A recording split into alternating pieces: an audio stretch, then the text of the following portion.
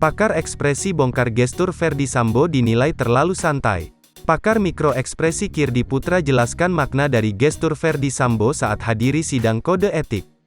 Diketahui Ferdy Sambo harus menjalani sidang kode etik terkait kasus pembunuhan Brigadir J yang menjeratnya. Memakai seragam dinas lengkap, Irjen Ferdy Sambo hadir dalam sidang tersebut dinilai pakar mikroekspresi Kirdi Putra terlalu santai.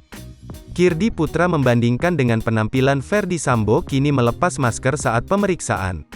Bagian wajahnya terlihat tak ada ketegangan sama sekali. Posisi duduk Ferdy Sambo menunjukkan dirinya terlihat terlalu santai. Dikatakan Kirdi Putra timbul pertanyaan mengenai rasa santai ditunjukkan Ferdy Sambo. Ferdy Sambo menghadiri sidang kode etik kepolisian terkait kasus pembunuhan Brigadir J alias Brigadir Yosua. Raut wajah Ferdy Sambo terlihat bersedih terlihat dari gerakan wajah dan bibir seolah menyesal atas perbuatan yang dilakukannya. Diketahui sidang kode etik tersebut akan memutuskan nasib Ferdy Sambo di kepolisian.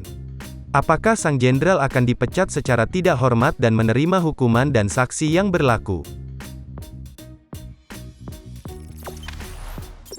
Jangan lupa subscribe, share, komen, dan like ya!